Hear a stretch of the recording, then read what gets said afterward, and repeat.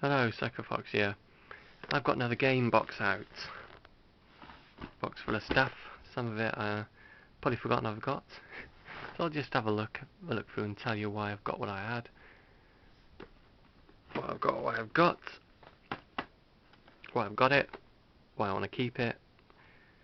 And if it's rare or not. So yeah, obviously you can see what this is. Super Mario Kart.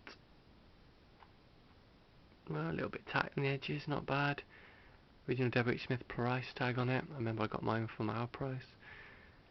These are obviously all rebought versions. All my ones got sold a long time ago, so don't really need to say why I rebought that, because it is an absolutely incredible game. Hours of fun. Boot $64.99 price tag on this. I remember I got mine from our price for the same price. Took me ages to track this down in good condition. A little bit of ripping. Again, fantastic game. The reason they're all knackered up is it's one of them games you'd lend out to your mates and they just got passed around the schoolyard and just got trashed. That's my theory anyway. Very hard to find these in boxed in good condition. Or they get drops, yeah. So yeah, I bought mine $65.99 from our price. Got my mum to go in on the off chance, and they had one. Sold it about a month later for 50 quid because we just played it so much we got bored of it, but still loved it. I'm still obsessed with the arcade game and still want to get a cabinet. Smash TV, borrowed that back in the day, so that's why I've got that. Final Doom, the only PlayStation game in here. Borrowed that back in the day, I loved it, that's why I've got that. That's the case for most of these games. Starwing for SNES. Again, that's why I've got it, because I borrowed it back in the day. This was the second game I ever got for my SNES.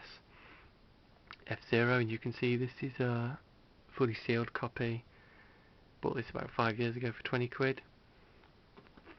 It's worth a lot more than that now, sealed. Absolutely brilliant game. I've got it unsealed as well, obviously, somewhere. Just got these bagged up, because these two they're really hard to find in good condition. Axley and Super Pro Protector. Two more games I used to own.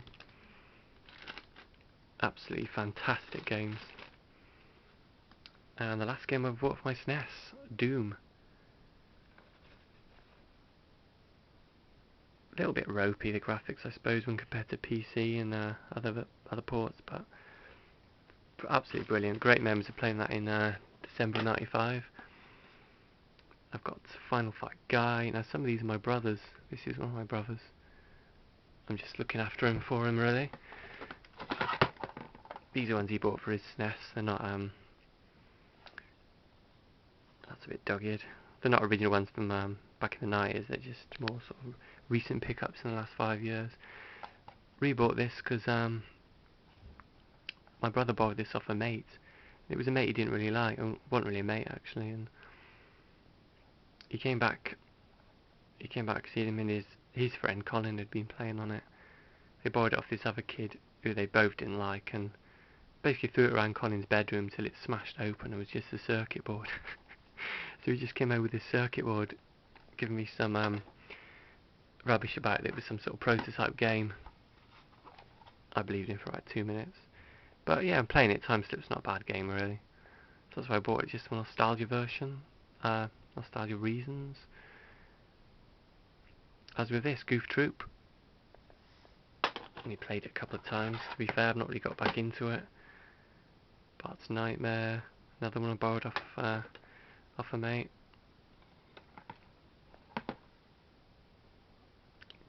Bomberman. Likewise. Proteus. Yeah, same reason. Good games that I borrowed back in the 90s. Skyblaze, that's a great game.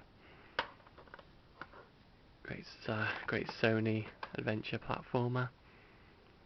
Tough Enough, great beat 'em up. Now these are all US NES games. Wolfenstein 3D. Another fantastic game. Donkey Kong Country. I bought this from a car boot sale for think it was £1. Don't see many US NES games at car boots. What have I got there? Ah, Comma Tribes. Ah, this is one Alec Brutonic78 helped hook me up with. I still got the original note there as well. Excellent scrolling beat 'em up. Final Fight 2, that's one I'm looking after for my brother. I've got Sunset Riders as well, somewhere. That's his. That's a game that's quite sought after these days. Mega Man X. Oh yeah, I picked that up about 2 years ago for about a tenner, which is a really good deal actually. So yeah, that's all that was in this box. Nothing too surprising really actually. Pretty much remembered all I've got. So I'll just give you a quick update on the Game Axe while I've got the camera rolling. Yeah, it's looking good about replacing the screen. I've disconnected the inverter board inside and it still turns on and plays through the telly without the inverter board connected, which means I can hook in a modern LCD. I've been comparing the board in this to the Nomad, because I'm going to be doing basically a Nomad LCD mod, putting in a new modern TFT 3.5 inch LCD, and the circuit boards by the power and the video are pretty much identical, as you'd expect, because like the Nomad you've got 9-volt power and the AV ports are exactly the same, so the solder points are pretty much identical.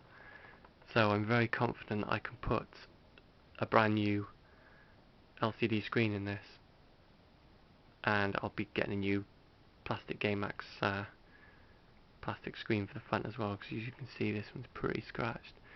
So yeah, the refurbishment's going well. No longer rattles. The trace inside wasn't lifted, it was just the green mask that had lifted up over the trace. So it's looking very promising regarding getting that new screen in.